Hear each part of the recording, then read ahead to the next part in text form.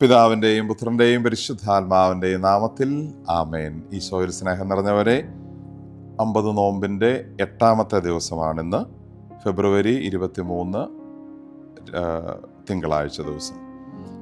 ഇന്ന് പരിശുദ്ധ കുർബാനയിൽ നമ്മൾ വായിച്ച് ധ്യാനിക്കുന്നത് വിശുദ്ധ ലൂക്കാ സുവിശേഷം 16-ാം അധ്യായം 19 മുതൽ 31 വരെ വാക്യങ്ങൾ വിവരിക്കുന്ന ധനവാന്റെയും ലാസറിൻ്റെയും ഉപമയാണ്.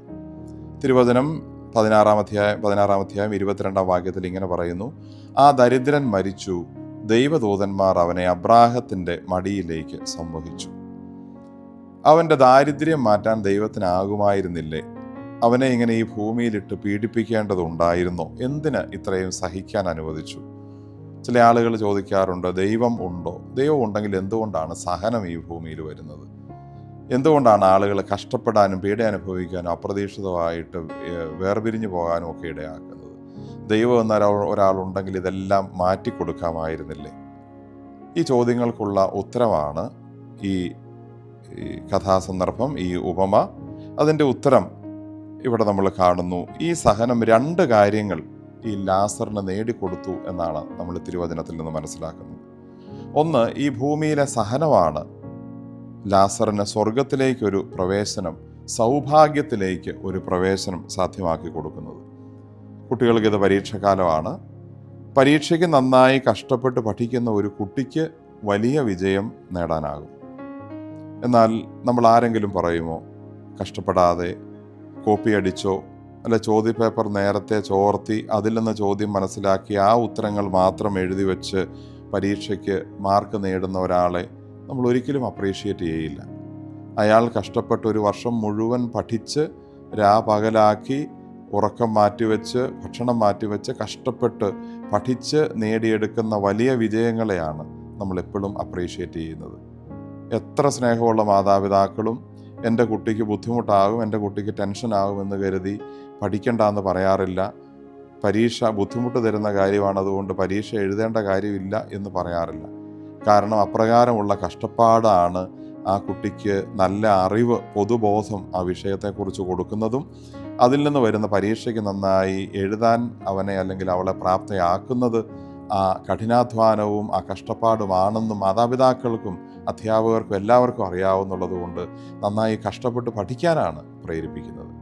ഈ ഭൂമിയിൽ കഷ്ടപ്പാടുകളും രോഗങ്ങളും ദുരിതങ്ങളും സഹനങ്ങളും അപ്രതീക്ഷിത ദുഃഖങ്ങളും ഒക്കെ വരുമ്പോൾ ഇതേ കാര്യം തന്നെയാണ് ദൈവവും നമ്മളെ കൊണ്ട് ഉദ്ദേശിക്കുന്നത്. സ്വർഗത്തിലേക്ക് കടക്കാൻ, സൗഭാഗ്യത്തിലേക്ക് കടക്കാൻ നമുക്കുള്ള ഒരു മാർഗം, അതിനുള്ള ഒരു പരിശീലനം, അതിനുള്ള ഒരു ഒഴിവാക്കാൻ വയ്യാത്ത ഒരു കാര്യമെന്ന രീതിയിലാണ് ഈ കാര്യങ്ങളെ കാണുന്നത്. നോമ്പുകാലത്തെ നമ്മൾ ചെയ്യുന്ന എല്ലാ ത്യാഗങ്ങളുടെയും ഒരർത്ഥം ഇതാണ്. ചില ഭക്ഷണം കഴിക്കാതിരിക്കുന്നതിൻ്റെ അകത്താണോ കാര്യം? അതിൻ്റെ അകത്തൊരു കാര്യം ശരീരത്തെ ഒന്ന് അടക്കി നിർത്തുന്നതിൽ, ഒരാഗ്രഹത്തെ വേണ്ട എന്ന് വയ്ക്കുന്നതിലൊക്കെ ആത്മീയമായൊരു മൂല്യമുണ്ടെന്ന് ഈ സഹനങ്ങൾ അർത്ഥവത്താണെന്ന് ഈ സന്ദർഭം നമ്മളെ ഓർമ്മിപ്പിക്കുന്നു. 2ാമത്തെ കാര്യം, ഈ ലാസറിന് ഈ സഹനങ്ങൾ കൊണ്ട് കിട്ടിയത് ദൈവത്തിൻ്റെ മടിയിൽ ഒരു സ്ഥാനമാണ്. ഏറ്റവും പ്രധാനപ്പെട്ട, എല്ലാ മനുഷ്യനും ആഗ്രഹിക്കുന്ന ഒരു കാര്യം, ദൈവത്തിൻ്റെ മടിയിൽ, അബ്രാഹത്തിൻ്റെ മടിയിൽ ഏറ്റവും പ്രധാനപ്പെട്ട സ്ഥലത്തൊരു സ്ഥാനം ഈ ലാസറിന് കിട്ടുന്നു. ഇതും ആ സഹനത്തിൻ്റെ പ്രതിഫലനമായിരുന്നു. അവിടെ നിത്യമായ, ഒരിക്കലും അവസാനിക്കാത്ത കാലമുള്ള ഒരു ജീവിതത്തിലേക്ക് ഈ ലാസർ അല്ലെങ്കിൽ ഈ സഹിച്ച വ്യക്തി പ്രവേശിക്കുന്നു.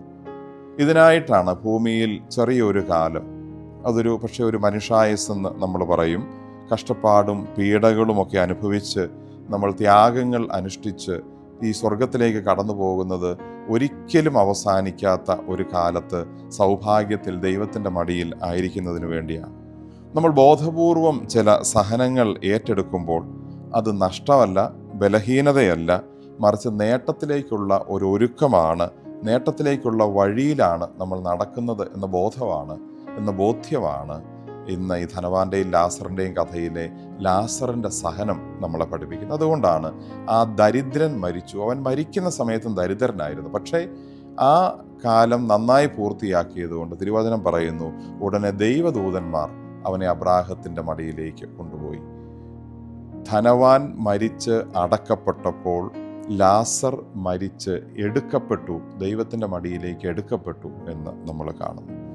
അതോടൊപ്പം ലാസറിൽ കാണുന്ന ഒരു വലിയ നന്മ, തനിക്ക് വലിയ സഹനങ്ങളുണ്ടായപ്പോൾ, വിഷമങ്ങളുണ്ടായപ്പോൾ, തൻ്റെ അടുത്ത് വലിയ സമ്പന്നനുണ്ടായിട്ട് ആ ധനവാനെതിരെ ഒരിക്കൽ പോലും മോശമായിട്ട് നിരൂപിക്കുകയോ കുറ്റം പറയുകയോ ഇഷ്ടക്കേട് കാണിക്കുകയോ ചെയ്യാത്ത തൻ്റെ സഹനത്തെ ഒരുപക്ഷെ ദൈവഹിതമായി സ്വീകരിച്ച ആ ലാസറിൻ്റെ മനസ്സുകൂടിയാണ് ദൈവത്തെ പ്രീതിപ്പെടുത്തിയത്.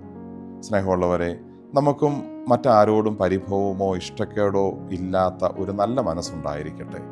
അതോടൊപ്പം നമ്മുടെ സഹനങ്ങളും ത്യാഗങ്ങളും, ഈ നോമ്പ് കാലത്ത് നമ്മൾ ചെയ്യുന്ന എല്ലാ ആത്മീയ അനുഷ്ഠാനങ്ങളും, ശരീരത്തെ പീഡിപ്പിച്ചും അല്ലെങ്കിൽ കൂടുതലായി ഈ ത്യാഗങ്ങൾ അനുഭവിച്ചും ഒക്കെ ചെയ്യുന്ന കാര്യങ്ങൾ, അത് ദൈവത്തെ പ്രീതിപ്പെടുത്തും, പ്രസാദിപ്പിക്കും എന്നുള്ള ആ ഒരു വലിയ ബോധ്യം, അത് നമുക്ക് സ്വർഗത്തിലേക്കുള്ള വഴി തുറക്കുന്ന, ദൈവത്തിൻ്റെ മടിയിൽ ഒരു സ്ഥാനം ഉറപ്പിക്കുന്ന കാര്യമാണ് എന്ന ബോധ്യത്തോടെ സന്തോഷത്തോടെ ചെയ്യാൻ നമുക്ക് സാധിക്കട്ടെ.